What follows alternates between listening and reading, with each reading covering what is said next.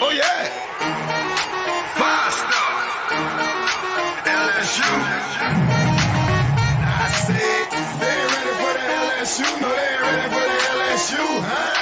They ain't ready for the LSU. No, they ain't ready for the LSU. We the best in the league if you looking for talent. LSU going hard, but we beat Alabama, then we going out to Florida. Drown the Gators, everybody getting bucked when we step in the stadium. This the LSU anthem, you know it's a hit. You don't know another rapper two-step like this. See me screaming out the window, yelling purple and gold. I'm an LSU fan, girl, you know how we roll now.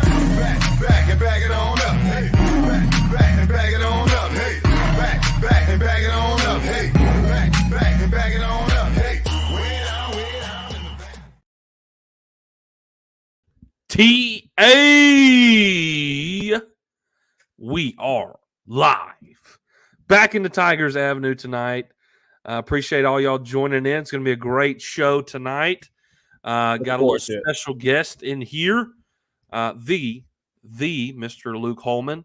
Going to have him in here in just a few moments. Going to ask him about his journey from Alabama to LSU and all great things. We also have to talk about, man, how abysmal today was and the absolute disaster fight.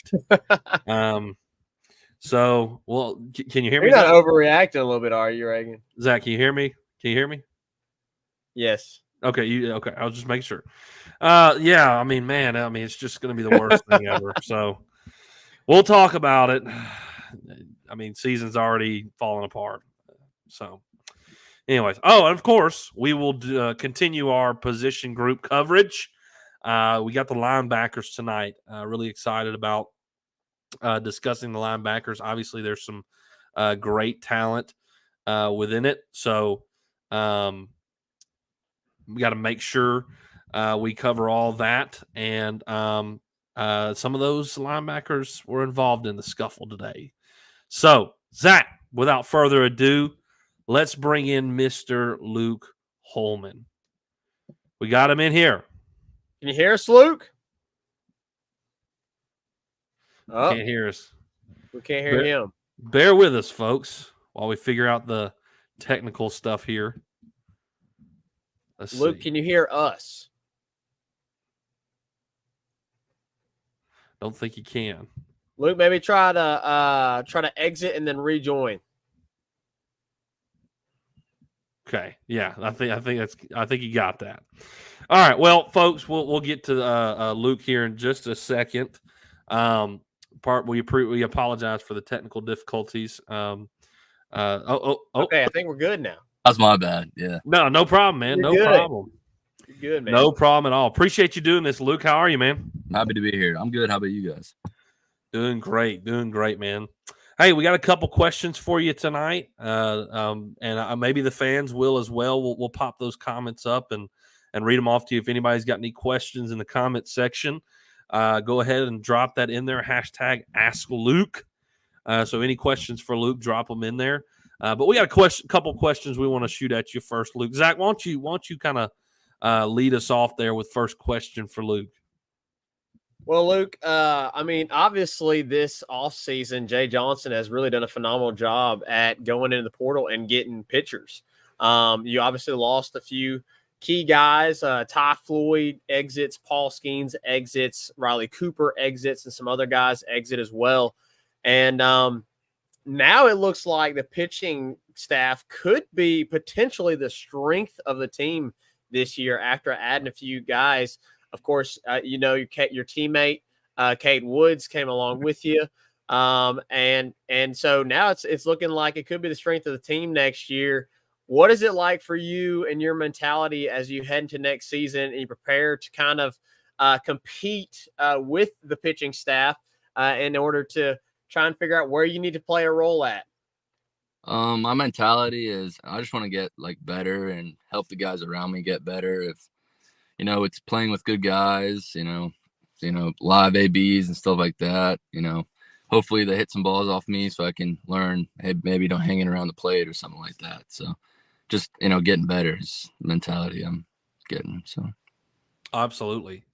So, Luke, you're from Pennsylvania originally, correct? Yeah.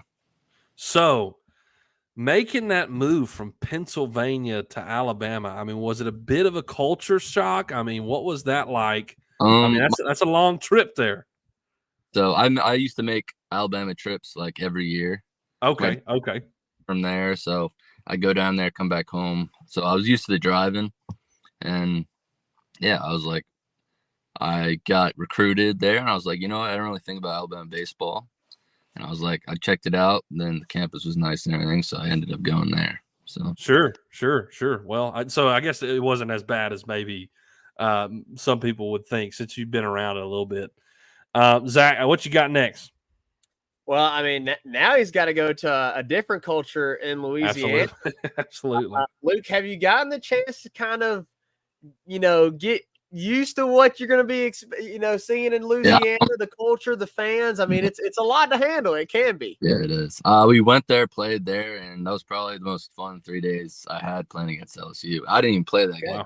I was just watching. So yeah, it was definitely fun. And Cade's from Louisiana, so he tells me a lot about it. So it's good having him, buddies to be talking about it.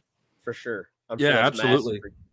So speaking of Cade, I wanted to ask you a little bit about him. As LSU fans, we're curious. What are we getting out of Cade since you know him?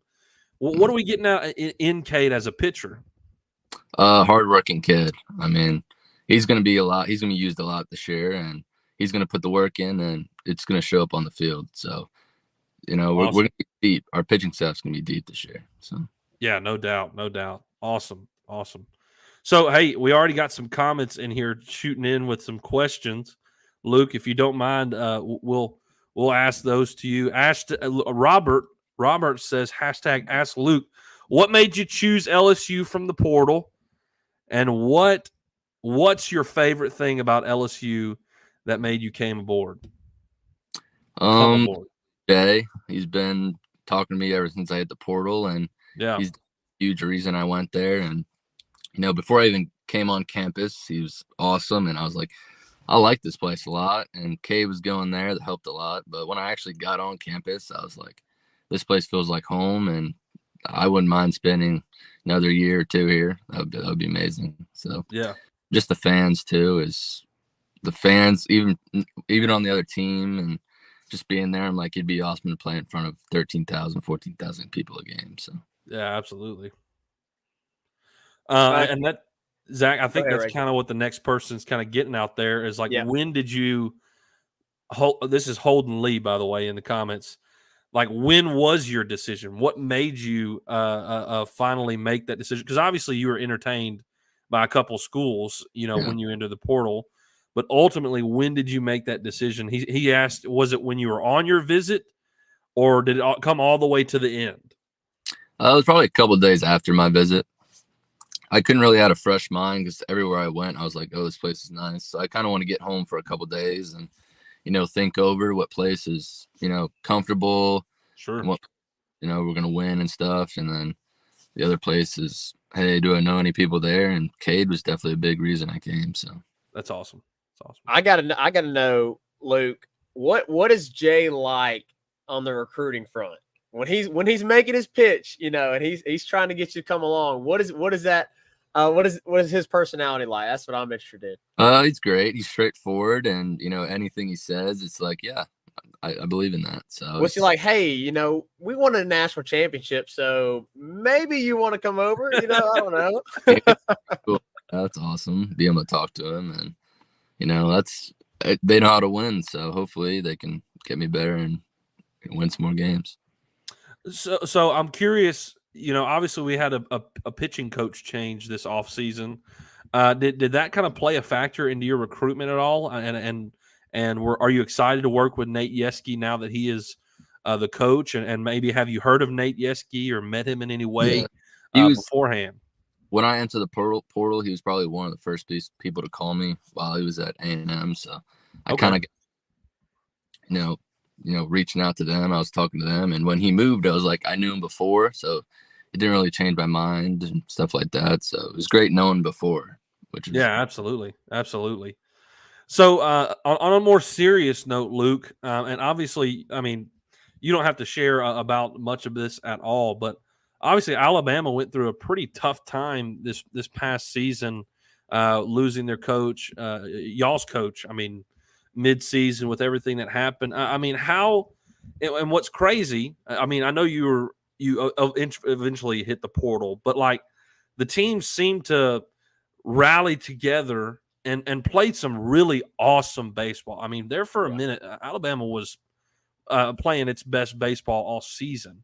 You know, what was that like, and how were y'all able to, in the midst of that turmoil, able to kind of rally together and play like that? Because y'all were playing some phenomenal baseball. Oh yeah, LSU just swept us, and then we let's not make this thing like affect the rest of our season, because we still had a lot to go. And we're like, hey, we got 3 more SEC series left. Let's make the best of it. And I think that team was kind of special and kind of character. We had a lot of character on the team, so they were able to, a lot of older guys that definitely helped, teach the younger guys a lot. So they kind of said, let's get together even more and push through this and play our best baseball. So that's what happened. Yeah, it was pretty awesome though. Sorry, Zach, sorry to cut you off, but it was an awesome show of resilience. Honestly, I was kind of pulling for Alabama there for a while because it was really awesome to watch. It was cool, and to see y'all kind of work through that, and accomplish some of y'all's goals for this past season. That kind of leads me into my next question. Like, what are some of your goals for this upcoming season? Obviously, you're working with Nate Yeski. He's going to be working with you a ton to perfect your game and get you ready for the big leagues, right? And get you ready for Major League Baseball. But what is some personal goals for you that you would like to work on this season and that you would like to see succeed? I've always been a skinny kid, so my first goal has always been eat a bunch of my food. My dad's been telling me food, so the fall is just to get bigger, but pack on the pounds. Well, it's just to perfect every pitch I throw. So yeah, it's a craft, and you got perfected. And by the draft, I want to be, heavier weight and perfect every pitch and throw it wherever I want, anytime the count. So. Awesome. All right. Hey, Luke, I think I got one more question for you, and Zach does as well. Just kind of wrap things up here. So, Luke, what is your mix of pitches like? I mean, we didn't get to see you in the LSU series. Obviously, we're LSU fans, so we're not watching Alabama baseball all the time. So, I mean, what do you have kind of in your bag of tricks that you like to throw? What's your best pitch? We know you have an awesome fastball. I mean, we saw that and heard about that in the portal. But I mean, what else do you have that you can throw and that you like to throw? I've always thrown a 12-6 when I was younger, and now it's a really good pitch. But I just picked up, these lights.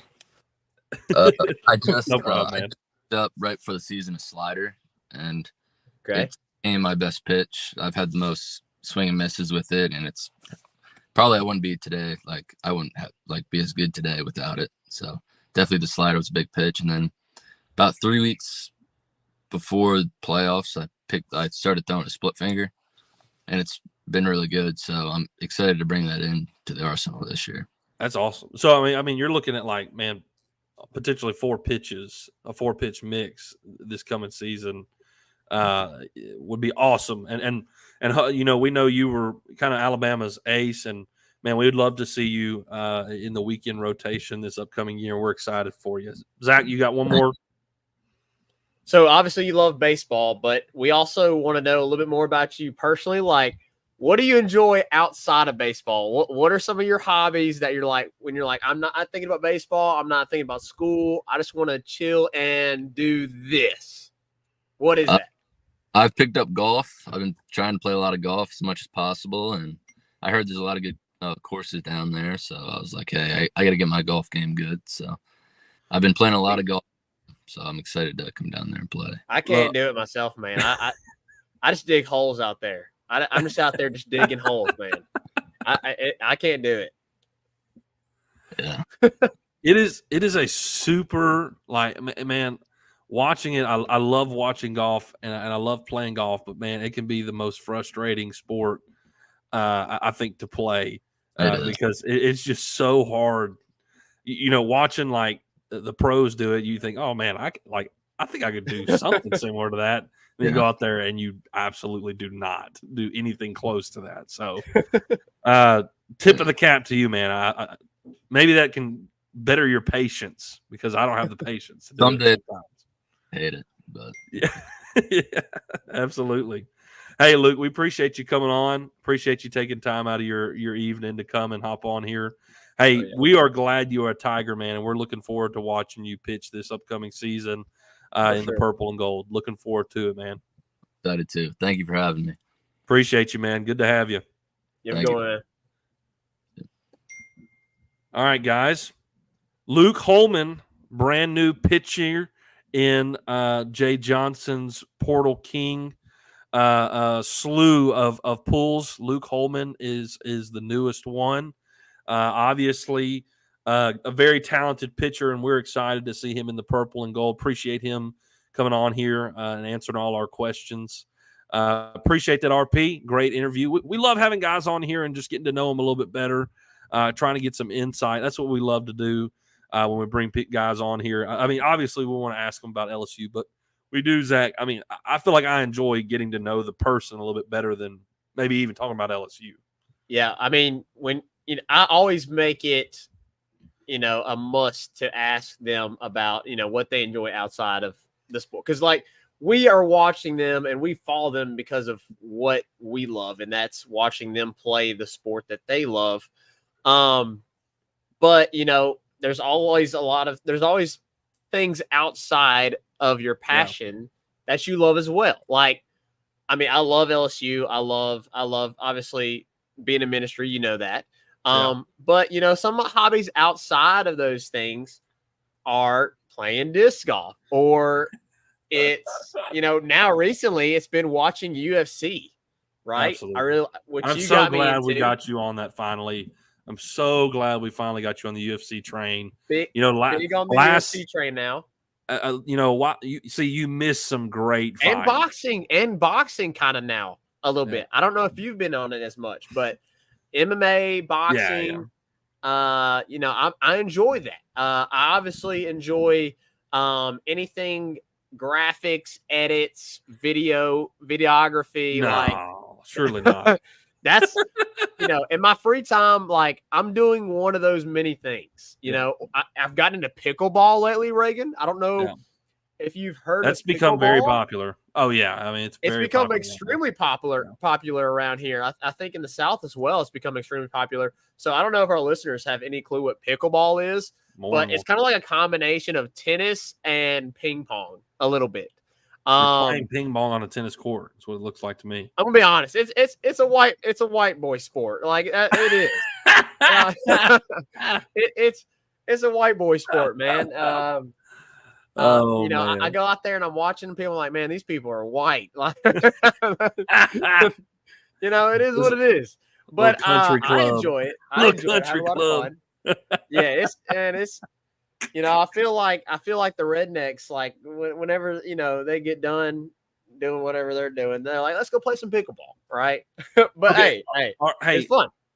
RP just sent in a comment. I got a comment on that. He asked me to give me your thought. I want to give my thoughts on that for sure. Oh, okay. See, you're gonna first and foremost for this one. Yeah, Zach doesn't. I mean, in terms of MLB, I don't watch a lot of MLB, but I know Zach probably hasn't seen this either. But I have. First and foremost, Jose Ramirez he's got a mean right hook. That's first and foremost. Mean right hook. Speaking of UFC. Speaking of UFC. And boxing. That is the first time I have ever seen a brawl and someone like actually been dropped by a punch. Like, first time ever. Usually it's a lot of swing and miss. All right. First, well, maybe I should retract my first statement because I don't know if the hook was that great. Maybe Tim Anderson's just soft because it didn't look like it was that bad of a punch. And he caught him just like right here. It was like he caught him in the temple or something. And Tim just said, and just folded, man. I mean, I don't know. So to me, I don't know. I just felt like it makes them look more stupid than anything. I feel like that's mean, but it just looks stupid to me, honestly. Like, Well, it was that Zach, does- like you said, it's a lot of swing and missing, and that's how Yeah. it started. And Yeah. here's the reality: Jose Ramirez got lucky. Like, the dude was being pulled back by someone in the middle of his swing, and it was just and it just so happened to catch Tim Anderson's chin and made him fall. But oh my gosh, RP, you're reading my mind. I was literally about to say that. It does not top the Bautista Odor. I mean, that is the best one that's the best one. That's Malice the only in the Palace. And Malice in the Palace. Obviously, Malice in the Palace was pretty big. That was a little bit different though. That was like almost a riot within a basketball game. Yeah, it wasn't like in terms of like scuffles in Major League Baseball. Bautista and Odor is definitely the best one ever because I just don't keep up with MLB baseball as much, man. Yeah, I don't. I used to watch the Cardinals a lot when I was in college, but just not anymore. But speaking of fights, Reagan. Yeah, speaking of fights, but real quick though, Zach. On the note of golf, he mentioned golf, and I was going to say this, but we got to talk about other things. A buddy of mine from high school, Zach. And man, I am disappointed in him. This is always interesting. He is a huge. Oh, it is very interesting. Oh, is this a Thornberry? No. Okay. His name's Jacob Lammy. Okay. He's a huge Mississippi State fan. He is a big time golfer. In fact, I think he plays at Mississippi State in some form or fashion. Guess who homie ran into on the golf course? Who? Brian freaking Kelly. And Jacob got to have a 15-minute conversation with Brian Kelly. I know he messaged you immediately. Told him about me, like me and Jacob growing up in high school, always back and forth, LSU and State. And obviously LSU from like 99 till whenever it was, like beat Mississippi State for like 15 years straight. And it wasn't till my like junior year in high school that State finally broke that streak. So he really had no leg to stand on, like our entire like. So yeah, but he tells Brian Kelly about like our back and forth rivalry through all of our childhood, and he left out one small detail: the fact that we have a LSU podcast. I was like, bro, you missed the opportunity to help me out in a huge way. Yeah, that's brutal. Man. But he literally sent me a video of Brian Kelly teeing off. Oh my god! Like literally, awesome. Reagan, sent me a video. Can we get that video? It was on Snapchat. You can pull it up. I might could, but it was Share on Snapchat. Screen. Let me share screen. AirDrop it, and we're gonna show it later. Yeah. So we'll have to show it later. But yeah, he literally had it. We're showing it. We're gonna watch Brian Kelly tee off. I have it. Let's go. I literally have it. AirDrop that joint. Anyways, he failed to mention that, about Jacob, Tigers. You are a failure. Disappointed him. That video to use that real quick, but anyways, just an interesting story. When I thought about golf, that it made me think of that. So that's cool. Anyways, all right. Zach. We do need to talk about fights though. Fall camp fight. LSU is falling apart. The world is falling apart, and the chemistry is bad. The team hates each other, and LSU will not win a single game. That's the story of the fall camp fight. You heard it here first on Tigers Avenue. You heard it. No, they probably heard it 1,500 times from us. Probably. Anyways, no. So a fight broke out today, obviously at fall camp. And look, I'm not gonna we're being sarcastic, obviously. If you didn't pick up on that, we are being sarcastic. We are joking. So fall camp fight broke out, and I'm not gonna lie, Zach. From all indications, it was a fight. It was a fight. It was a fight. Yeah. It was not a push and shove.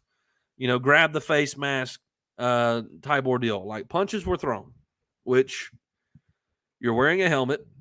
You are stupid if you are throwing a punch. Just had to throw that out there. But I love my LSU Tigers. Love y'all. But, man, stop throwing punches on dudes who are wearing helmets. So, anyway. But look, it's hot, number one. It is very hot out there. It's humid. We're in the middle of August. Louisiana heat is brutal. They're out there. They're in pads. They were playing 11 on 11. Well, maybe they weren't in pads. I'm not exactly sure. They were doing 11 on 11. Sounds like Cordy Gelada. Funny you mentioned Mississippi State. I went to high school with Jay Powell, closeout pitcher for Florida Mountain. Sweet.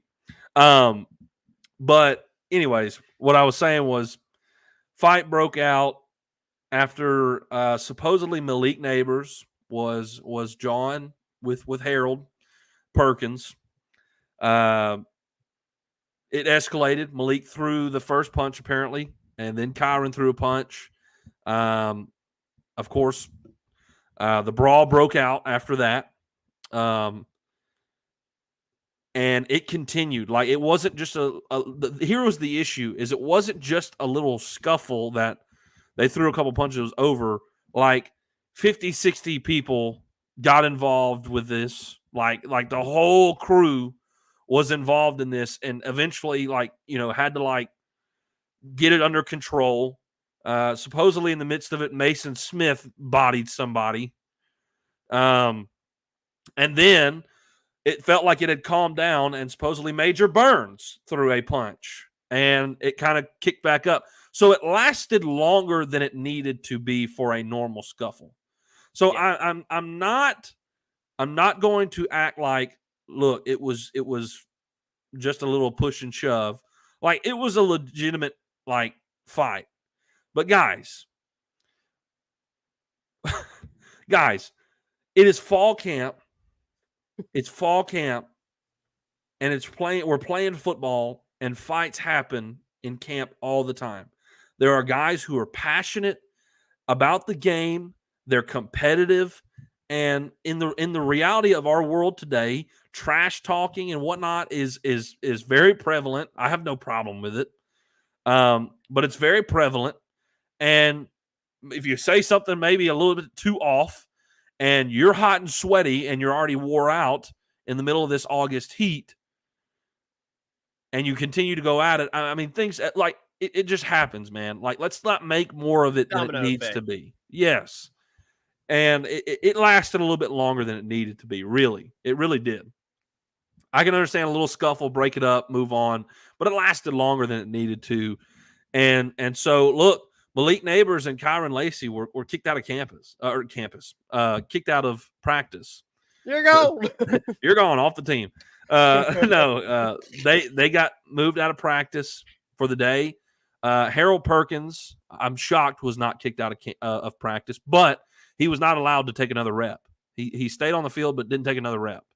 In fact, he tried to jump back out there, and BK told him to get his tail off the field. So, look, guys, they're 19, 20, 21-year-old guys being competitive, and it's also hot. They were outside, 11 on 11. Things got a little escalated, and it went further than it should have. Yeah. I don't want to make more about it than we need to, but, guys, literally the last time we heard about a pretty big fight in fall camp, you want to know who started it? His name's Joe Burrow. Joe Burrow and Patrick Queen got into a fight in fall camp. Like, it happens. And in fact, it happens all the time. All the time. So let's not act like chemistry's off. All this stuff is bad. It happens. First. Second, BK took it as an opportunity for a teaching moment. I mean, it lasted too long. So once they were sent off and everything, he called everybody in, stopped the practice, corrected the guys. According to Savion Jones and Mason Taylor, who were with the media today after practice, BK just essentially told them, hey, guys, we've got to respect the brotherhood. We've got to remember we are brothers, and we've got to respect each other. Let's leave that. Let's leave that for the opponents. Let's not let this happen between us. Correct. And he took it as a moment to remind guys of leadership and respect for each other. So it was a teaching moment. But guys, Brian Kelly was not happy. He was not happy with how long that scuffle lasted. Yeah. So I don't expect that to happen again. Like, I expect that there is going to be some inter-squad punishment, things like, from my day, I don't know if they still do this, but like you're going to be doing some bear crawls, or something like little that. Scotty dog. You're going to be suicides, whatever, 100-yard dash, probably some stuff like that, some conditioning stuff. They'll settle it and move forward. And that's essentially what BK's message was. They're competitive guys. Let's not make more of it than it actually is. Zach, do you have any thoughts on it? I know you weren't. Zach was at work today, so he wasn't able to keep up with all of it. But do you have any thoughts on it? Well, I did do a lot of catching up on the way back home with that. So my thing was, BK mentioned the brotherhood, right? Respect the brotherhood, right? Man, this is a team. And not only is it a team, it's a family, right? Yeah. When you're this tight knit, when you're this close in proximity, when you're with each other this much, you're family. You're family, whether you like it or not. In one aspect or the other. And you're not family in the aspect of like me and you family, but you get what I'm saying. Sure. Yeah. The thing that I want to say is like this happens with that age group. Like so me and my buddy Austin Lewis, I call him Louie. We are the best of friends. We in college became best buds. Yeah. Because we were so alike. We had so many interests that were similar. I mean, we are people, and you can ask people from college. We are the same person. Like we are the same person. You can ask Louis himself, and he would tell you, like, yes, like me and Zach are the same person. And we love each other. I mean, we're bros, right? We've got that brotherhood. We've got that bond. Like he's my boy, right? We've got that bond. But here's the thing, because we're so similar, we're similar in athleticism, we're similar in stature, we're similar in our personalities. A lot of times we got pitted against each other in sports. Yeah. And it didn't go well. Like, we love each other. We're bros. But when we were put into a sports competitive game of any kind, bro, and we were against each other, we were at each other's throats. Yeah. At each other's throats. And talking trash. And they would get heated. And we'd get mad. We would get really mad. Now, I can luckily say it never came to the point of us throwing a punch. It didn't get physical. But, I mean, there was times where we had to take a break, like a couple of days from each other because we were so mad at each other just from an hour of being with each other and playing and being in a competitive atmosphere, right? Like, that happens. That happens. And it wasn't even like true organized sports. Like, yes, it happens. And I've been playing basketball where I saw two guys that are best friends start throwing hands at each other because they were upset and one thought he fouled and the other was like, no, I didn't foul you. Like it happens in sports. It's competitive nature. Yeah. It is a competitive nature. So I got to be honest with you, Argan, like hearing about this fight that happened, and I get it. It was a fight. Like it's a scuffle, right? I understand that. It happened. But like, this isn't a hit, I think, to the overall goals or to the potential success of this team. Like, that's not going to happen. Is it concerning? Yeah, a little bit. It's a little concerning. you don't want to see guys throwing hands, throwing punches at your brothers, at your guys that you're going to war with, side by side. But it's something that they can work out. I mean, you gotta vent those frustrations. You gotta, and as we've known, it's been kind of one-sided at camp right now, right? It's been kind of one-sided. The offense has been kind of dominating things right now. Yeah, sure. That probably plays a factor. I mean, the defense is probably tired. They're probably wore out. They're probably tired of getting beat. They probably hear the media. I'm not sure, how much they, actually listen or at all, if they do. But I'm sure that they're, they know they're not dumb. They know that it's kind of a struggle right now, and there's probably some frustrations there. And then also, like, when you're on the other side of it and you're on the winning side and you're like, man, we're just, we're dominating. Like, then you get a little bit hyped up. You get a little bit, big headed, and you start to talk that smack. So, like, that's part of sports, man. That's a part of sports. I'm not concerned at all. I mean, is there a little concern in the moment? Yeah. But in the big scheme of things, am I concerned? Am I worried? No. I'm going to go to work tomorrow, and I'm not going to think about this fight that happened today. Like, it's going to move on. And I guarantee you that is the message being pushed with BK and with the coaching staff. Like, your brothers, let's move past this. Let's if it's that bad, forgive one another, move forward. Maybe there's a team meeting. Maybe they may have already had a team meeting. I would assume that there's probably going to be some sort of conversation that is had about it. And then it's okay, let's move on. It's not going to be something that they're going to harbor on. So why in the world should we, as podcasters, YouTubers, media, whatever you want to call us, why should we harp on it? Because they're not going to. The season's falling apart. Now, I think the only issue is it was some of your leaders, like Malik, Kyron. Obviously 2 leaders in the wide receiver room. Kyron is a senior. Malik's probably your lead guy his draft year. Harold obviously is, club name now. So, and of course, Major Burns is a senior as well. So, look. They'll work it out. Gotta have some.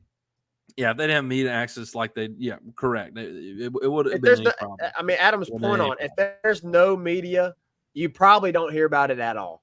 Yeah, but it's fine. Let's not freak out about it. They will handle it. They will move on. You take the pads off. You take the helmet off. You calm down from the competitiveness and pull yourself out of that situation. And they're probably, cutting up and perfectly fine in the locker room afterwards. Like, it just is what it is. They got to cool off for a second. And they literally have to cool off because they're out there in the heat. And so that plays a factor in it too, guys. I mean, they're wore out and tired in the heat. Get a little chippy, moving on. So, moving on. But I do want the fight happened. Media covers it. So we figured we would talk about it a little bit and let y'all know we're not worried about it. So we don't think any of y'all need to be worried about it. And based on what the comments are saying, none of y'all are. So we're good. I mean, that's just sports. It is what it is. But, Zach, I do want to talk about fall camp itself a little bit briefly here. I know we're kind of pushing time here, but that's fine. We'll talk about it briefly. From all indications, you like you already said, Zach, you kind of hinted at this already. Guys, the offense is firing on like all cylinders. All cylinders. They are killing it. And like Zach said, that may have played a little bit into that. But offense was killing it and has been killing it. And I think that's a positive for us as fans. It looks like the receivers and Jaden are really rocking together. Even Garrett Nussmeier. Like, I'm really excited about Garrett Nussmeier solely because of what we've been seeing him in camp. Like, man, if Jaden goes down, it's not a huge fall off. And I'm excited for him in the future just from what we've been seeing. It looks like he's really made some improvements and made some strides. But the offense is killing it, guys. And I'm super excited about what this offense can do. Number one, you have more tight ends. So you're going to see more 2 tight end set in the offensive scheme, whereas last year you didn't have that like at all. So there's going to be a lot of different new options with what they've done in the portal and in recruiting. Obviously, guys that you've had on the team like Malik and Kyron and BT, like, man, they've been balling. And Mason Taylor. And that's really awesome to see. It looks like the offense is going to have no problem this year putting up points. Some things of note, though, while we were seeing Josh Williams kind of being the lead guy out of the running back room, Logan Diggs was the one who got the start. We've been telling y'all to kind of take these things with a grain of salt because, like, tomorrow, or whenever camp, next practice, it could be John Emery. It could be John Emery or Noah Cain. So, but it was Logan Diggs. Another thing is media availability. Got to watch some special teams. Guys, we're going to have to hold on to our seats again. Because it's the first week. It's the first week. There was like apparently there's a bunch of muffs. There was like three muffs. Look, Aaron Anderson bobbled one. And then some of the other kind of guys where it felt like they were just kind of trying out there. I think it was like Javen Nichols, and I can't remember the other one. But they are trying out some things with special teams. They are definitely feeling that out. We talked about special teams, and, we talked about how we thought Aaron Anderson was going to play a big role in return. And I still think he does, but they are definitely testing their options. We're talking like 6-7 guys were trying out, like Aaron Anderson, Gregory Clayton or Michael Clayton, whatever it is, Javen Nichols, Jalen Brown, the freshman, number 14, Kyle Parker, the freshman from Texas. So lots of guys are getting looks at return, and also like on kick return, you were seeing a bunch there too, including Noah Cain, Logan Diggs, I think Josh Williams as well. So like we talked about special teams, but it looks like it's still a work in progress. Also, Jay Bramlett, is last year we talked about how he really was like the most consistent guy in the entire special teams group. He's going to be great again this year. Like I have no concerns whatsoever. But after Jay Bramlett is gone, we're going to be good with Peyton Todd. Oh, yeah. Apparently he's got booting the crap out of the ball. Dude, like 70-yard punts today. Like looking really solid. So I'm really pleased to hear with that. Like once you lose a punter that's been so good, so consistent, it was like losing Zach Von Rosenberg. It's like, okay, who's next, right? And then punting there for a little bit was kind of, and it wasn't the best. Well, now you have Jay Bramlett, and he's been really solid and consistent. And you're like, okay, when he leaves, how's the punting going to be? How are you going to figure it out? It was kind of like the same thing with when Avery Atkins left. Now we're still trying to figure out kickoff. And when I want to say Cade York, which one? Okay, was it? It was Cade York that was the longer one. Cole Tracy had the one great year, right? Yeah. Okay. I always get them backwards. I always want to flip. Yeah, Cole Tracy was 2018, and then Cade York was 2019 through 2022. Yeah, one of our best, probably our best kicker. 2021. I'm sorry. Probably the best kicker LSU's ever had. But it looks like we're going to have a great transition in terms of punter, like no problem whatsoever. So so far, that's kind of what we've been getting out of fall camp. Maybe to name a few specific people that have kind of been highlighted, and I'll highlight this group, the offensive line. Yeah. Like it was good last year once we finally settled our our guys in. but the offensive line, y'all, looks really good. Really good. It'll be exciting to get to feature them.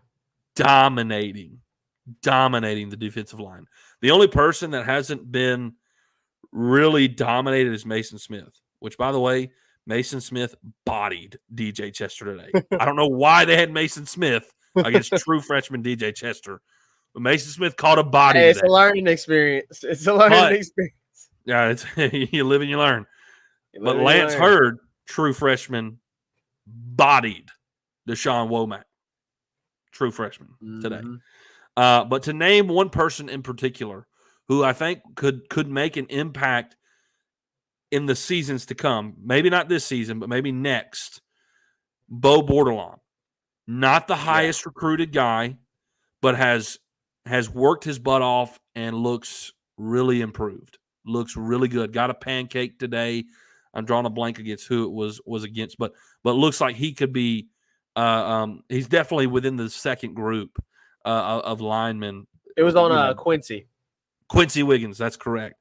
And then, like he could next year be pushing for a starting spot. I think it's a little crowded right now, but next year he could be potentially pushing for a spot once Marlon Martinez, Charles Turner, Garrett Dellinger may slip out after this year.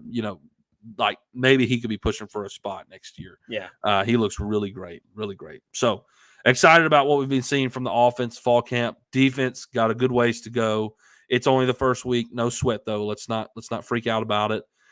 Special teams got some stuff to work on as well, because Lord knows we don't want to repeat those things. Did you see the pitch and catch all over social media with Aaron Anderson and Jay Daniels? Absolutely. Guys, we talked about it last podcast, Zach, that Aaron Anderson is looking like he's going to be a threat in the slot. Yeah. And that literal video showed you what he could do from the slot position. Yeah. So pretty excited about Aaron Anderson for sure. I mean, just a great talent. I was so mad when he went to Alabama. Yeah. Because of the whole coaching change. I think everybody was. I mean, he was kind of coming out. I mean, he wasn't the highest rated. I forget who was the highest rated. Well, Shaz Preston was above him, but Aaron Anderson was highly recruited. Yeah, but I think I remember hearing everybody saying he's really he's the guy. He's the guy to get out of the class in Louisiana, and you didn't, but he's here now, and that's what matters. When he committed, I was like, oh, thank the Lord! Like we finally got him back. I was so happy when he entered the portal. So glad to have him. He was a Tiger. He was a Tiger. And then when Ed got fired, he ultimately went to Alabama and literally was like, if Ed's gone, I'm gone. Thank the Lord it has worked out for him to come back to LSU. Because, man, I wanted him in a Tiger uniform, and I'm really excited about what he can do this year. Yeah, let's get to a few comments, Reagan. Yeah, absolutely. Absolutely. A few comments, and then we will hit a quick break after that. What we got in here? Kevin Ray said this happens in every camp. No big deal. Discussing the fight. Robert said, RP said, put them on Oklahoma drill and let them go at it the right way. That's what I said. Let's see what else we got here. Kevin said, man, y'all are blessed to be in Louisiana. I'm in Texas. I don't know if he's talking to Adam's from Mississippi, and me and you are from Mississippi. I'm not in Louisiana. I'm not. I think is RP. Are you from Louisiana? I can't remember. I can't remember if RP is from Louisiana or not. I think he is. I'm pretty positive he's from Louisiana. But we're actually from Mississippi, so we gotta tell you, we did live in Texas. We did live in Texas. Look at mom. Look at mom being nice. Bringing dinner. Goat. She got ribs. She got ribs. Mom bringing ribs? We ate ribs with this dude. Goat. Look at her. Just coming up here. She's so nice. Goat of moms. She texts me and she's like, "Hey, I got dinner." I'm like, "Okay, I'll grab some here in a little bit. I'm in the show." And then the next thing I know, here she is, just setting a plate. Have a woman take care of you. Shout out, mom. Shout out, mom. Shout out, mom. Shout out, mom. Hashtag shout out, mom. Yeah, absolutely. If you love your mothers out there, I want you Just brought you Give us some a like and share if you Wow. love your mothers out there. Wow, I'm excited now. I got ribs. We're gonna have to wrap this show up pretty quickly, man. I got ribs. I got ribs and sweet tea, man. This is a southern thing, man. Sweet Zach, tea hey. and ribs. Hey, before we hit a break, Zach, there was one more thing that I need to mention. Greg Brooks was injured today. Left early in the practice. Don't know how severe it is. So something to keep an eye out there. And J.K. Johnson's Jake- on a scooter. J.K. Johnson was on a scooter today with his leg wrapped up, right leg. So some things to look out for. Hopefully, Greg Brooks is nothing serious, and he'll be ready for the season for sure. I feel like we probably would have heard something about it already, but man, if it was serious. But I don't want him. Hope not. Yeah. All right, guys, let's get a quick break, and we will come back and hit this preview right after this. 5-Star Hero, your intro and outro music for the Tigers Avenue show. They ain't ready for that LSU. Go check out all his other music on all the major platforms. Don't forget to follow him on Instagram at Saints Anthem and at Twitter at OneNationDoty. Don't forget to check out his Facebook page for all his Saints and LSU merchandise. Can't get any better than Sarah Klein Stevens, attorney at law. Her firm focuses on the needs of the elderly and maintaining their dignity throughout the process. Here for you, here for your family. Sarah Klein Stevens, attorney at law. Reagan. That was good stuff, man. Not only did I find out, did I get ribs, I found out it's grandma's ribs. Oh boy. Yeah. Good stuff. Sierra and Noah, her boyfriend. Yeah, I saw they were down there. Also an LSU fan. She probably needs to marry him. I mean, he's an LSU fan, so LSU fan. I mean, might as well. Might as well marry him. Be a smart decision. They went and visited mom's side of the family and brought some ribs back. Very nice. So, lucky good, man. Yeah. Lucky man. That's good stuff. That's real good. All right, Zach. Let's get a little preview in here. The linebacker room, an exciting room. Lots of talent. You think? Some vet. Yeah. Lots of talent, lots of star power in the linebacker room. Zach, what are your thoughts on linebacker going into the season? So I do have a question. I'm just gonna start it off with this. I'm gonna start off with this question. All righty? Okay. We're gonna make a bet. Okay. Although it probably won't be much of a bet because I think we're both gonna go the same direction. Okay. Probably. Unless I change it up. Let me see. Hold on. Let me look something up real quick. You say a few things, and then I will come right back. I have to do a little bit of research real quick. Yeah. So my thoughts are obviously very excited of watching year 2 of Harold Perkins, but I think even more so, I'm excited about what Harold Perkins can do in his new position. Yep. With Omar Spates, however it is, with him next to him. I think it is going to be a dynamic duo between. Now, remind me, Reagan, I'm going blank here for a second. Harold's going to middle or weak side? He's going to the middle. He's going to be in the middle of the defense. Middle. That's right. Okay. Yeah. Yeah, absolutely. So I think weak side's going to be Omar. If I had to guess, because he's not going to be the jack, he's going to be your other one there. So yeah, the jack's going to be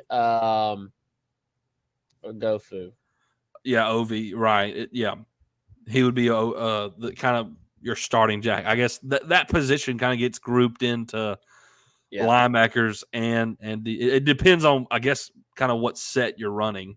Yeah, because I pretty much put Ovia Gofu on in as defensive line, but yeah, it's kind of that standing up type. It's interesting, right? Like BJ Ojulari, you would typically say, would play on the defensive line, but he was like technically your jack linebacker. So, anyways, but see, Blake's got middle linebacker Omar Spates, weak side linebacker Harold Perkins.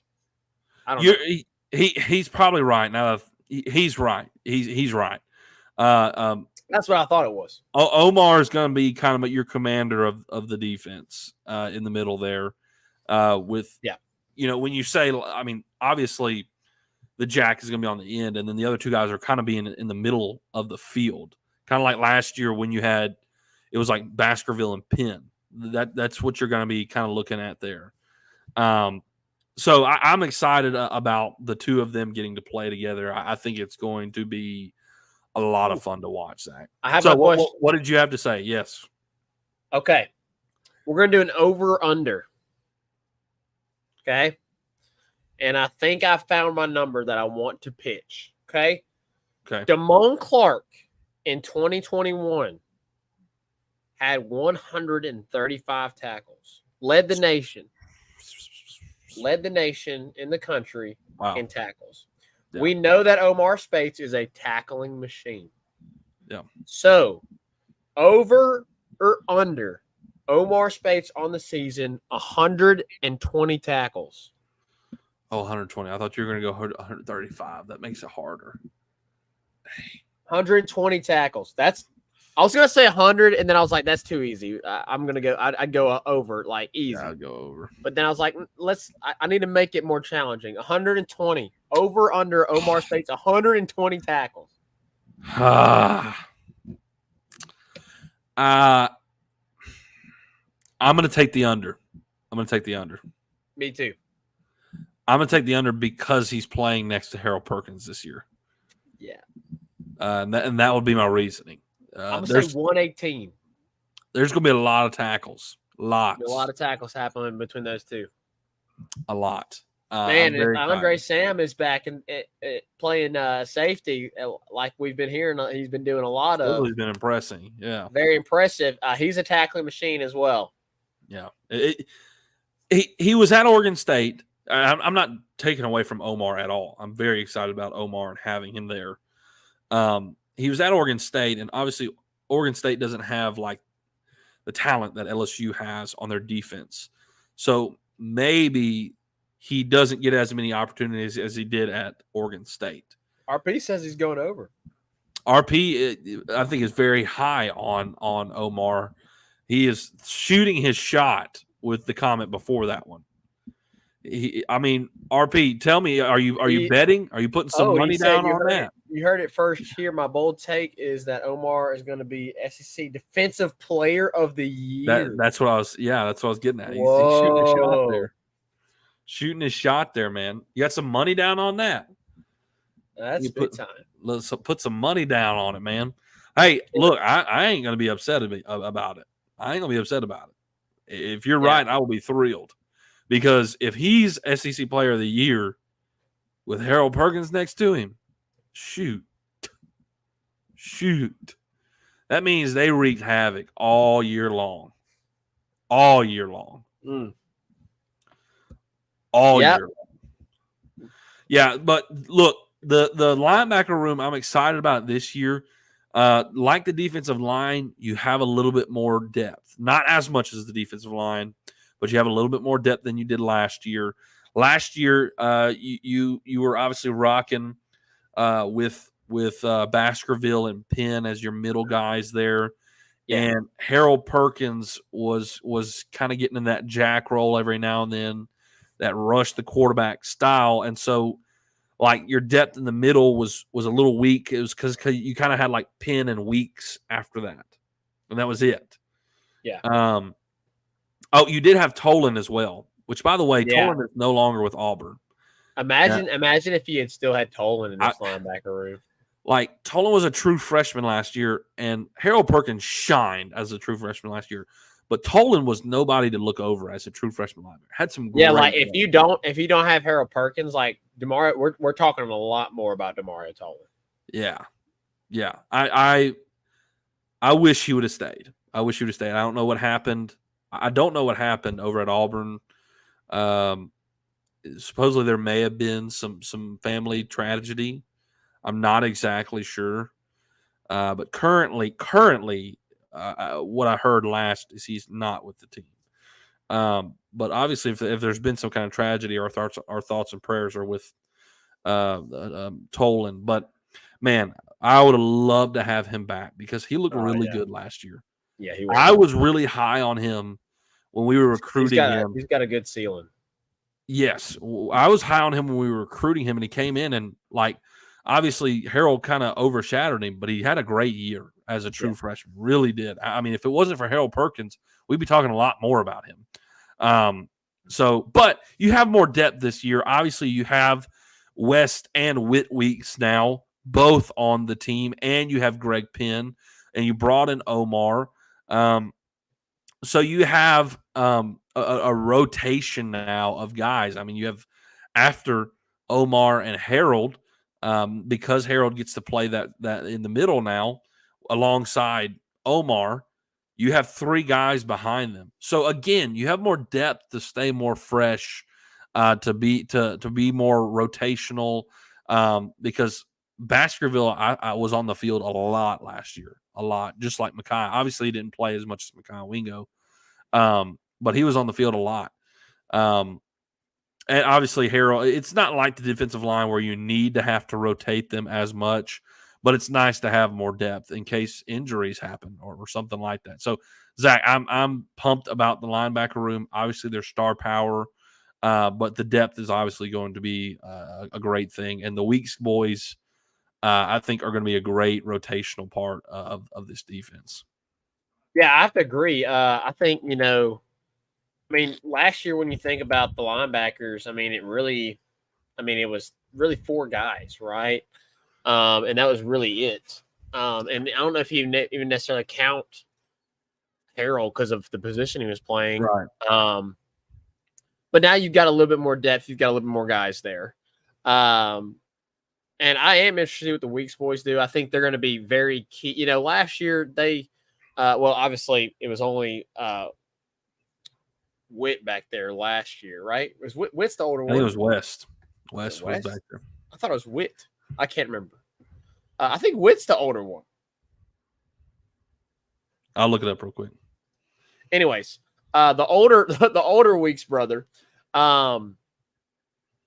wasn't. He got in the game, but he got in games, but he wasn't like a key.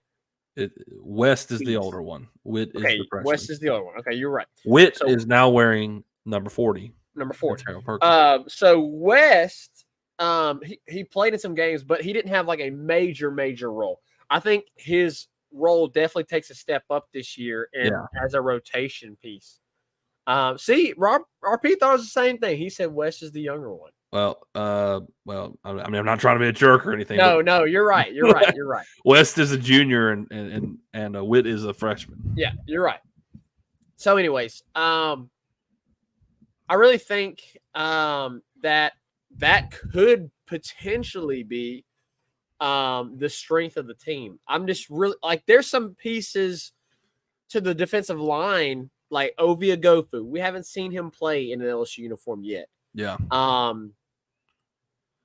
Savion Jones, we've seen him play, and he had a good year last year. But how does he do in filling in at that defensive end starting role? Yeah. In a starting role now, like Harold Perkins, we've seen Greg Penn, we've seen Omar Spates.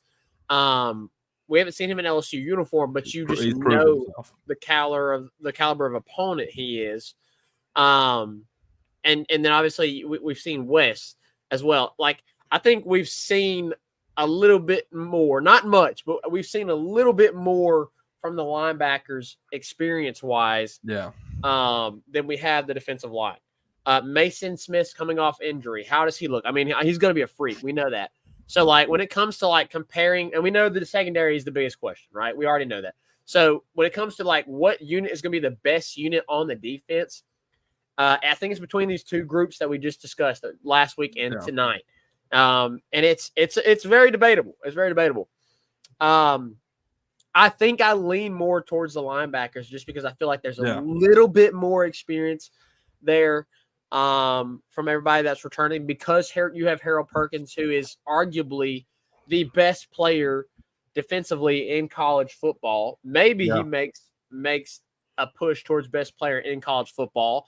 I think he's got a ways to go for that. But defensively, he's arguably the best defensive player in college football. So you have that. When you have that guy in your unit, like you're gonna make a pretty good case that it's their best unit on the defense, no doubt. And obviously Greg Penn, solid. Omar Spates, tackling machine, and then West and Whit Weeks are going to be solid as well. So I think I'm a little bit more confident. We've also heard there's been a little bit of some concern from the pass rush from the defensive line.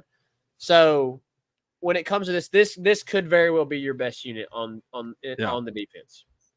I'm with you. I'm with you on it. I think we have talent and a lot of depth on the D line, but in terms of just causing absolute chaos for the offense, I think you're going to see most of that coming from the linebacker room with Omar and obviously Harold. We know what he can do.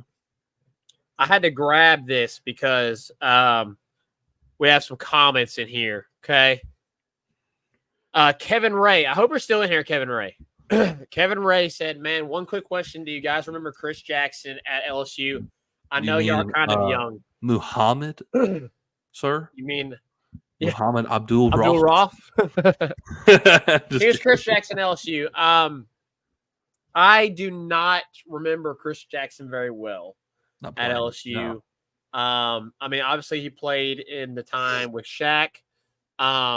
I very, very vaguely remember Chris Jackson playing at LSU and Shaq. That was, I mean, we were really young. The earliest I remember like LSU basketball is like Keith Ormsby, Johnny O'Brien. See, I got really, really into LSU basketball because, I was more into basketball than you were as a kid. Yeah. And I got really into LSU basketball when it was like Marcus Thornton, Brandon Bass, Big Baby Davis. I do remember Marcus Thornton. Yeah. So, like, those are the guys that I kind of remember. That was like, I watched those guys. I remember going to the Elite Eight and losing to North Carolina with that team. So, or maybe it was a Sweet 16. One of the two. I think that was 05, 06, somewhere in there. So, I vaguely remember Chris Jackson because that obviously was before their time. But speaking of Chris Jackson, Kevin Ray, I have a Chris Jackson. How about that? Sports card. And not only do I have a Chris Jackson sports card, but I have his signature as well. Now, what's cool about this signature, so Dad gave me this signature. And what's cool about this signature is that it was signed here in Memphis. So Chris Jackson, I don't remember why he was staying in here in Memphis. I'm not sure if it was something to do with LSU, and he was here with LSU for a sports related thing, or if it was something like he was just here personally. But this piece of paper was at the Marriott in Memphis, and a lady that Dad knows got his signature on just a piece of paper that was from the Marriott, like a Marriott. It was stamped by the Marriott, had the logo and everything on it, had the letterhead or whatever. And so she just like grabbed it and was like, "Hey, can you sign this for me?" And so Chris Jackson signed it. And so this was a Chris Jackson signed piece of paper here in Memphis. And so I had to get a Chris Jackson card to go with it. Pretty cool. So, yeah, I didn't get to watch the heydays of Chris Jackson, but I do have a pretty cool, memorabilia of Chris Jackson that I will treasure. I mean, look at that, man. Look at him. He's looking good. He's got the necklace on. Got the necklace on, man. Yeah. Looking solid. Absolutely. Pretty dope, by the way. Pretty dope. That was kind of. Also, I don't know if y'all can see it. Hold on. I love my LSU memorabilia. Hold on, let me see. Can I do it? Okay. Let me see if I can. Okay. If y'all look in the crevice of my chair. Yeah, definitely. You see 1, 2, 3. Okay. Those are the 3 championship rings from the 2019 season. The actual, they're the actual ring, not like they were not somebody's ring. But that is the actual ring. It's not a replica. It's an actual championship ring I spent a good amount of money to get those here. So they're not like Joe Burrow's rings or Jordan Jefferson's rings or anything like that, but they are the actual championship rings. Yeah. So they're in a little display box right there and right there. I got all kinds of stuff, man, that I've acquired. I've got a Dale Brown signed basketball right there. I have the Reveille after I think when LSU made the championship or going to the championship. And then, of course, over here I have the Powerhouse magazine that was released for this LSU baseball season. So I've got the Sports Illustrated, the GOAT, Joe Burrow. That one's framed inside there. So I got all kinds of cool stuff, man. I got all kinds of cool stuff. I love my LSU memorabilia. I hope to build it some more. But so yes, Kevin Ray. Didn't get to watch him live, but have some sports memory of him. Good deal. Good deal. Obviously some awesome stuff there. All I have is a replica of the ring. I don't even know if it is a perfect replica. I don't know. But I have a replica of those championship rings. So he said awesome. If I had any chance to meet any athlete today, it'd be Chris Jackson. That's pretty cool. Wow. Pretty cool. Very nice. Very nice. All right. We got to wrap this up. We ran over a little bit. So let's hit a quick break, and we'll come back, and we will wrap it up right after this. Make sure you go follow us on Twitter, TikTok, Instagram, and Facebook, all at Tigers Avenue, for daily updates on the show and all things LSU sports. If you're watching on YouTube, make sure to click off and hit that subscribe button at Tigers Avenue. We broadcast all of our shows live on YouTube, Facebook, and Twitter. Good stuff, Reagan. Them ribs are good. I'm jealous. All right, guys, it's been a great show. Appreciate Luke Holman joining in and doing a great interview there, giving us some insight on his decision to come to LSU. Obviously, fall camp continues on. We'll continue to check up on some of those injury updates, and obviously we'll continue to update you on the progress of things as we have here today. Looking forward to the next preview. We'll be covering the secondary the next time we have a show, so be looking out for that. And we appreciate all your input on everything. And I know some of y'all asked Luke some questions. We appreciate it. Love you guys, and we appreciate all the continued support. All right, guys, we'll see you next time here in the Tigers Avenue. 5-Star Hero, take us out. Peace. Who that 5-star? And the LSU Tigers, LSU Tigers.